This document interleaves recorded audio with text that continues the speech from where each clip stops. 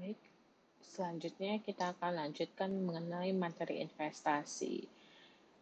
Di video sebelumnya kita sudah membahas mengenai konsumsi, tabungan ya.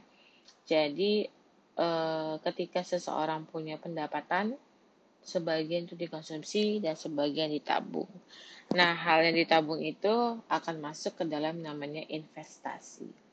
Investasi apa sih? Investasi itu pengeluaran untuk membeli barang-barang modal dan peralatan produksi dengan tujuan untuk mengganti dan terutama menambah barang modal dalam perekonomian yang akan digunakan untuk memproduksi barang dan jasa di masa depan.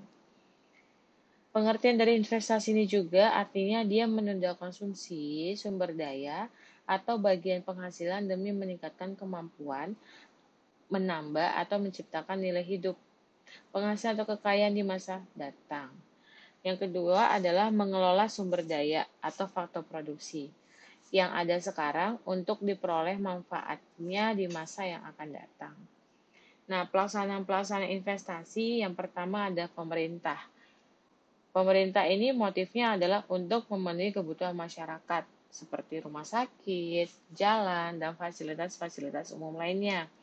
Kemudian ada swasta. Swasta ini motifnya biasanya adalah mencari keuntungan. Kemudian ada pemerintah dan swasta, artinya untuk memenuhi kebutuhan masyarakat dan mencari keuntungan.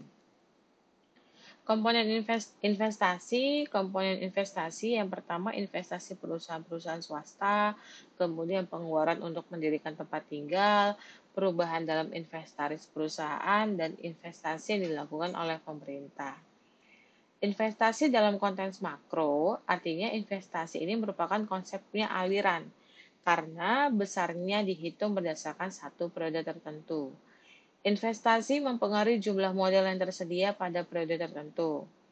Investasi dalam bentuk barang, modal, dan bangunan, dan investasi persediaan. Nah, ketika membahas investasi, pastinya adalah ada istilah nilai waktu dari uang. Nah, nilai waktu dari uang ini ada present value, ada future value. Kalau present value kan artinya nilai sekarang. Artinya contoh ketika investasi awal kita 100 juta, kira-kira 5 tahun yang akan datang nominalnya akan menjadi 161 juta. Nah, apakah 161 juta ini lebih besar daripada 100 juta? Dengan tingkat pengembalian diharapkan adalah 15%. Nah, ketika misalnya Anda punya dana 100 juta, kalau saya mau menginvestasikan ini dengan bunga 15%, uang saya jadi 161.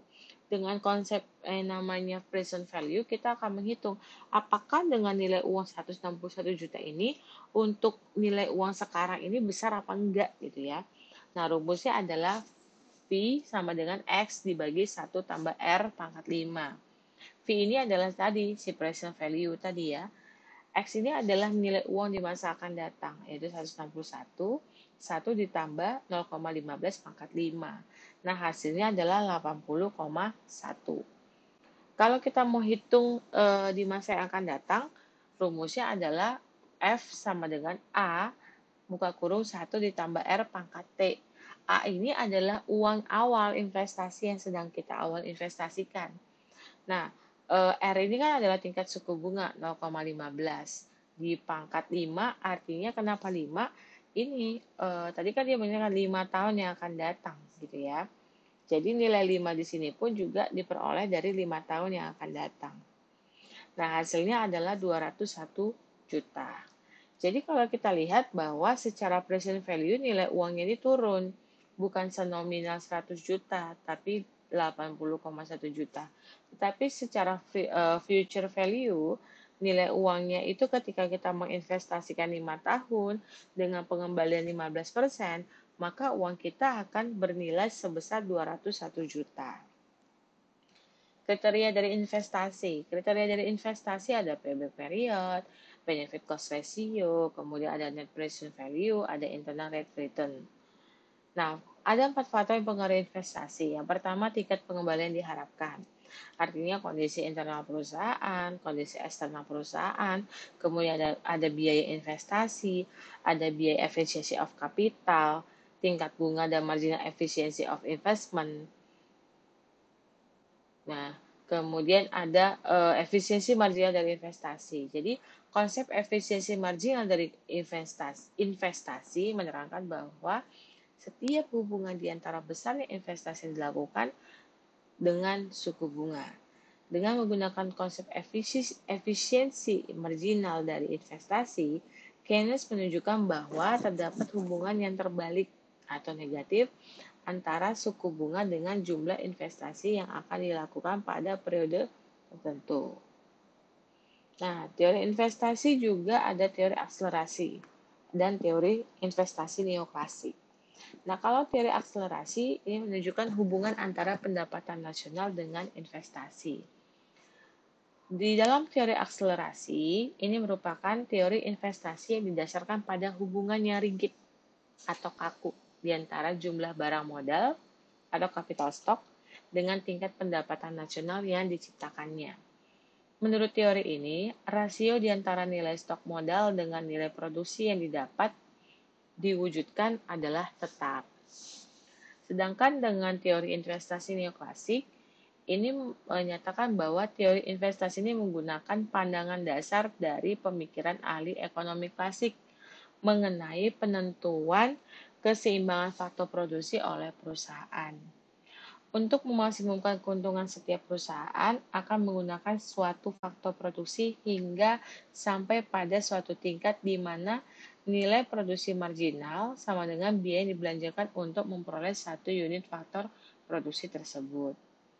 Nah, apa sih peranan investasi dalam perekonomian? Di berbagai negara, terutama di negara-negara industri yang perekonomian sudah sangat berkembang, investasi perusahaan merupakan sumber penting dari berlakunya fluktuasi dalam kegiatan perekonomian.